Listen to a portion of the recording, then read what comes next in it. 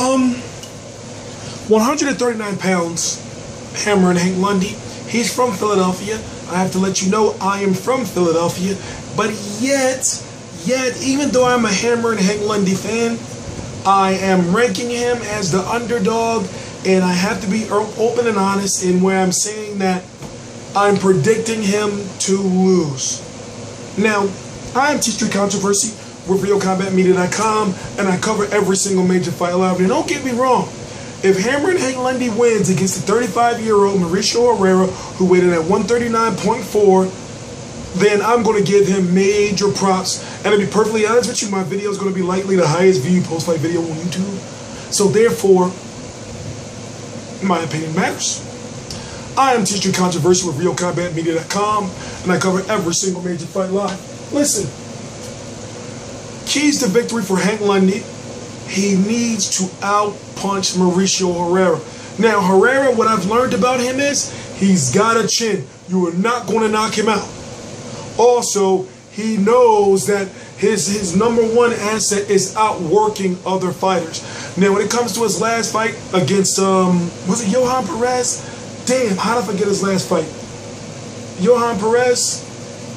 No, Jose Benavidez, and I covered the fight. He should have won that fight in my opinion. His last fight before that was Johan Perez in a fight where I feel was his toughest fight in quite some time, and he almost, in my opinion, lost that fight.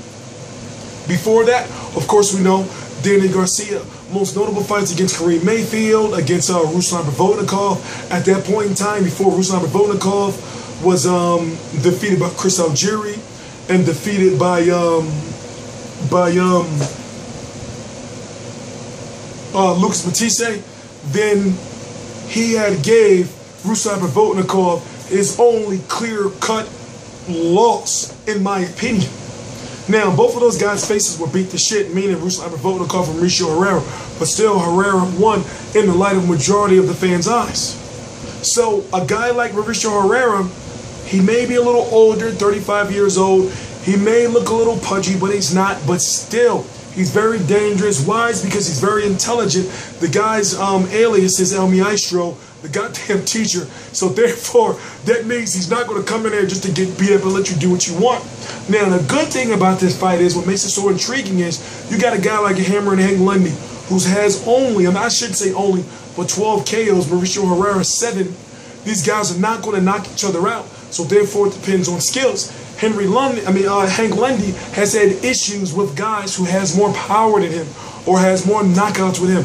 Guys like John Molina and Ray Beltran, you know, and even when he went over to Russia to fight Ukraine to fight Victor Postol. But in this fight, in my opinion, it's somewhat 50-50 because Herrera he may have the skills to beat Henry Lundy, but he doesn't have the punching power to discourage or knock down or knock out Hank Lundy. And if you remember Hank Lundy's last fight against Tomás Delorme, that first knockdown, even though someone of the flash knocked him, didn't really hurt him, that discouraged him a little bit until his trainer, the trainer of Hank Lundy, had to say, yo, listen, get your fucking shit together.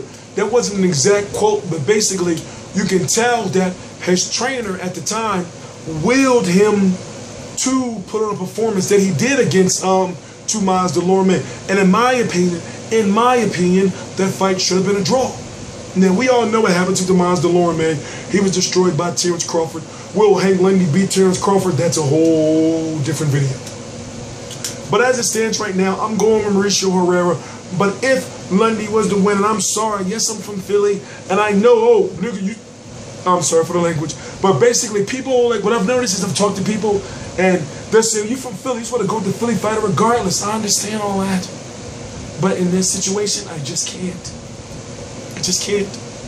Like, when I first saw that Herrera was fighting Danny Garcia, when the fight was first officially announced, in my head, I was like, oh, shit. Do they know who Mauricio Herrera is? So when people saw that Mauricio Herrera did what he did to Danny Garcia, I already knew that Herrera wasn't no joke. But guess what? The fight was in Puerto Rico. So therefore, Danny Garcia, even though he barely speaks a lick of Spanish in Puerto Rico, they're not going to give the fight to a Mexican fighter of all people, a Mexican fighter the decision. So I say this. I'm T-Street Controversy. This is T-Street Controversy Live at RealCombatMedia.com, and I cover every single major fight live. Shout out to our video reporter, Chris Alexander, who's everywhere. Our video reporter for T-Street Controversy and Real Combat Media is providing full coverage for Herrera versus Lundy as we speak. So even though I'm doing the weigh-in video, I'm going to be uploading the full weigh-in. Follow me on Twitter. Follow me on Facebook. Also, if you want to see all the pre-fight build-up and the post-fight press conference, the first link in the description box, RealCombatMedia.com. Also, if you're interested in covering fights, please send me a detailed email of the area you're in, your goals, your aspirations for the sport of boxing to tstreetcontroversy@gmail.com. If you don't know, but put it this way.